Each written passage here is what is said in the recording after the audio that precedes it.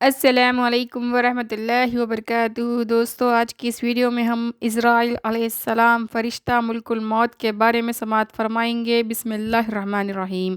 موت کی سختی اور نزا، جان کندان کی تلخی کے علاوہ ملک الموت اور اس کے مددگار فرشتوں کی ہیبت ناک صورتوں کا خوف ایک الگ کڑی منزل ہے کہ جس صورت میں وہ گنہگاروں کی جان نکالتے ہیں، ان کی ایسی ڈراؤنی صورت ہوتی ہے کہ بڑے سے بڑا طاقتور آدمی بھی ان کے دیکھنے کی تاب نہیں لا سکتا۔ کسی میں بھی ان کے دیکھنے کی سہار اور طاقت نہیں جن سے عنقریب آدمی کو واسطہ پڑنے والا ہے، مگر آدمی ہے کہ اس سے غافل ہے، اپنے لذت و آرام میں مشغول ہے۔ کبھی سرسری طور پر یا دوسرے کی جان نکلتی دیکھ کر بھی اس کو کبھی بھی خیال نہیں آتا۔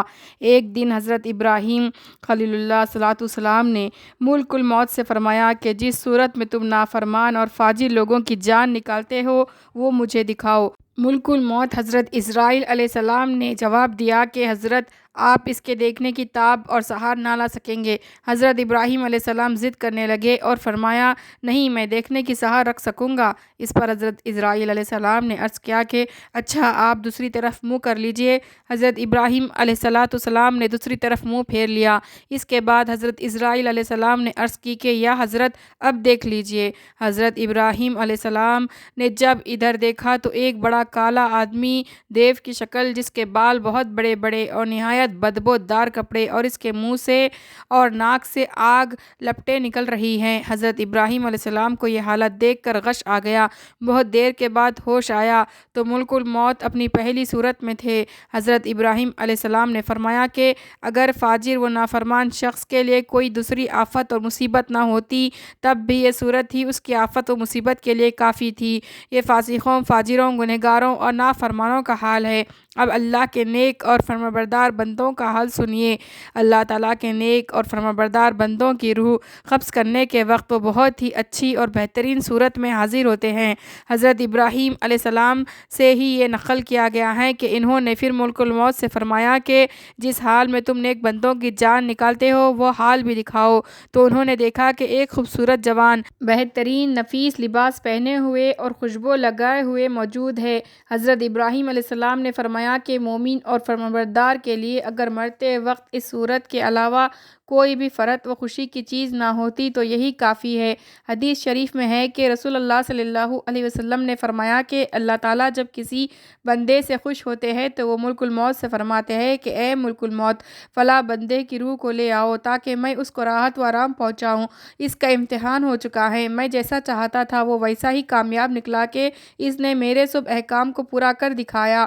اس حکم کے بعد ملک الموت اس نیک بندے کے پاس آتے ہیں اور 500 فرشتے ان کے ساتھ ہوتے ہیں۔ ان میں سے ہر ایک فرشتہ اس بندے کو ایسی خوشخبری دیتا ہے جو اس سے پہلے کسی دوسرے نے ان کو نہیں دی۔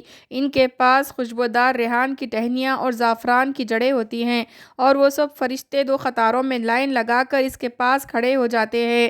اس نیک بندے کے ساتھ اللہ تعالیٰ کی مہربانی اور فضل و کرم دیکھ کر شیطان اپنا سر پکڑ کر روتا ہوا چلاتا ہوا بھاگ جاتا ہے۔ اس کی یہ آواز کو سن کر اس کے خادم و نوکر آ کر پوچھنے لگتے ہیں کہ اے ہمارے آقا اور سردار، کیا ہو گیا؟ وہ کہتا ہے، کم بختو، دیکھتے نہیں یہ کیا ہو رہا ہے؟ تم کہاں مر گئے تھے؟ وہ کہتے ہیں، اے ہمارے سردار، ہم نے اسے گمراہ کرنے کے لیے بہترین کوشش کی، اپنا بہت سارا مکر و فریب چلایا، مگر یہ گناہوں سے محفوظ ہی رہا اور ہمارے داؤ پیچ میں نہ آیا۔ ایک دوسری روایت میں ہے کہ حضرت تمیم داری رحمۃ اللہ علیہ کہتے ہیں کہ اللہ تعالیٰ ملک الموت سے فرماتے ہیں کہ تم میرے فلاں ولی کے پاس جاؤ اور اس کی روح لے آؤ۔ میں نے اس کا خوشی میں اور غم میں دونوں میں امتحان لے لیا، وہ ایسا ہی نکلا کہ جیسا میں چاہتا تھا۔ جاؤ اس کو لے آؤ تاکہ دنیا کی مشقتوں اور تکلیفوں سے اس کو راحت مل جائے۔ ملک الموت 500 فرشتوں کی جماعت کے ساتھ اس کے پاس آتے ہیں۔ ان سب کے پاس جنت کے کفن ہوتے ہیں، ان کے ہاتھوں میں ریحان کے گلدستے ہوتے ہیں، ہر ایک میں 20 رنگ ہوتے ہیں اور ہر رنگ میں نئی خوشبو ہوتی ہے اور ایک سفید ریشمی رومال میں مہکتا ہوا مشک ہوتا ہے۔ ملک الموت اس کے سرہانے بیٹھتے ہیں اور فرشتے اس کو چاروں طرف سے گھیر لیتے ہیں اور اس کے ہر عضو جسم کے ہر حصے میں اپنا ہاتھ رکھتے ہیں اور مشک والا رومال اس کی تھوڑی کے نیچے رکھتے ہیں اور جنت کا دروازہ اس کی نظر کے سامنے کھول دیا جاتا ہے۔ اس کے دل کو جنت کی نئی نئی چیزوں سے بہلایا جاتا ہے جیسا کہ بچے کے رونے کے وقت اس کے گھر والے طرح طرح کی چیزوں سے اس کا دل بہلاتے ہیں، کبھی اس کی حوریں سامنے کر دی جاتی ہے، کبھی وہاں کے پھل، کبھی وہاں کے بہترین لباس، غرض کے طرح طرح کی چیزیں اس کے سامنے کر دی جاتی ہیں۔ یہ ساری نعمتیں دیکھ کر وہ شخص کی روح بدن میں پھڑکنے لگتی ہیں، جیسا کہ پنجرے میں جانور باہر نکلنے کو پھڑکتا ہے۔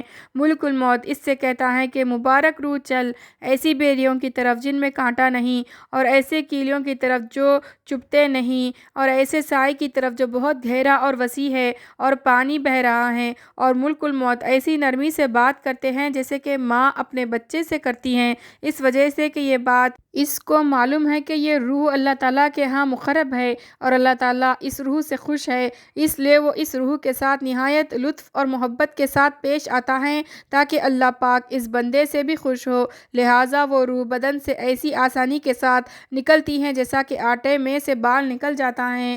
جب روح نکل آتی ہے تو سب فرشتے اس کو سلام کرتے ہیں اور اس کو جنت میں داخل ہونے کی بشارت و خوشخبری دیتے ہیں۔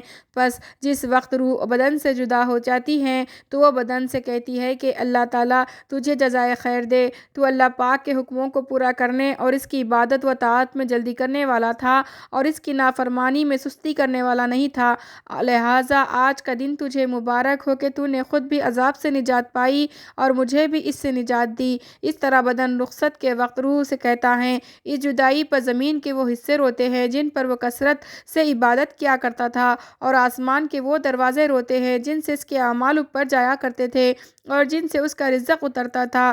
روح نکلنے کے بعد 500 فرشتے میت کے پاس جمع ہو جاتے ہیں، اور جب نہلانے دھلانے والے اس کو کروٹ دینے لگتے ہیں اور جب وہ کفن پہناتے ہیں تو اس سے پہلے وہ اپنا لایا ہوا کفن فوراً پہنا دیتے ہیں۔ جب وہ خوشبو ملتے ہیں تو وہ فرشتے اس سے پہلے اپنی لائی ہوئی خوشبو مل دیتے ہیں، اس کے بعد وہ اس کے دروازے سے قبر تک دونوں طرف لائن لگا کر کھڑے ہو جاتے ہیں اور اس کے جنازے کا دعا و استغفار کے ساتھ استقبال کرتے ہیں۔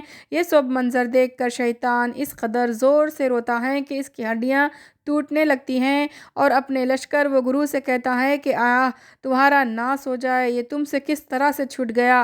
وہ کہتے ہیں کہ ہمارے بادشاہ یہ معصوم اور بے گناہ تھا۔ یہ سب واقعات و حالات ہم کو اس دنیا میں نزا و موت کے وقت سے دکھائی نہیں دیتے، ہم ان باتوں کو پڑھ سن کر اور مرنے والے کی حالت دیکھ کر صرف سرسری طور پر خیال کر کے فوراً بھلا دیتے ہیں اور اپنے دل سے دور کر دیتے ہیں کہ بس اسی مرنے والے کو مرنا تھا، ہم کو کون سا مرنا ہے، ہمیں تو اسی دنیا میں رہنا ہے اور مزے کرنے ہیں، تھوڑی دیر اور وقتی طور پر افسوس ہوتا ہے، پر اس دن پتہ چلے گا جس دن ان واقعات سے دوچار ہونا پڑے گا۔ اس کے بعد جب حضرت ملک الموت اس کی روح لے کر اوپر جاتے ہیں تو حضرت جبرائیل علیہ السلام 70,000 فرشتوں کے ساتھ اس کا استقبال کرتے ہیں۔ یہ فرشتے اللہ تعالیٰ کی طرف سے خوشخبری دیتے ہیں۔ اس کے بعد جب ملک الموت اس کو عرش تک لے جاتے ہیں تو وہاں پہنچ کر روح سجدے میں گر جاتی ہے۔ اللہ تعالیٰ کا حکم ہوتا ہے کہ یہ میرے بندے کی روح کو عالم برزخ میں آرام سے رکھنا۔ جب بندے کی نعش کو قبر میں رکھا جاتا ہے تو اس کی نماز اس کے دائیں طرف سے کھڑی ہو جاتی ہے، روزہ بائیں طرف سے کھڑا ہو جاتا ہے، قرآن مجید کی تلاوت اور اللہ تعالیٰ کا ذکر سر کی طرف کھڑا ہو جاتا ہے، اور جماعت کے ساتھ نماز پڑھنے کو جو قدم چلے تھے وہ پاؤں کی طرف آ کر کھڑے ہو جاتے ہیں۔ اس کے بعد عذاب اس خبر میں اپنی گردن نکالتا ہے اور مردے تک پہنچنا چاہتا ہے، اگر وہ دائیں طرف سے آتا ہے تو اس کو نماز کہتی ہے، ارے ہٹ، خدا کی قسم یہ دنیا میں بہت مشقت و مصیبت اٹھاتا تھا، نماز وقت پر پڑھتا تھا، ابھی ذرا آرام سے سویا ہے۔ پھر عذاب بائیں طرف سے آنا چاہتا ہے تو روزہ اسی طرح سے اس کو ہٹا دیتا ہے، پھر وہ سر کی طرف سے آتا ہے تو تلاوت قرآن مجید اور ذکر الہی اس کو روک دیتے ہیں کہ ادھر تیرا راستہ نہیں ہے، غص یہ کہ وہ جس طرف سے بھی آنا چاہتا ہے اس کو راستہ نہیں ملتا، بالآخر وہ عذاب عاجز و کمزور ہو کر واپس چلا جاتا ہے۔ اس کے بعد صبر جو ایک کونے میں کھڑا ہوتا ہے وہ ان عبادتوں سے کہتا ہے کہ میں تو اس انتظار میں تھا کہ اگر کسی طرف کی عبادت میں کچھ کمزوری ہو تو میں اس طرف سے ہمدردی کروں گا، مگر الحمدللہ تم نے ہی مل کر اس کو دفع کر دیا، لہٰذا اب میں اعمال تولنے کے ترازو میں اس کے کام آؤں گا۔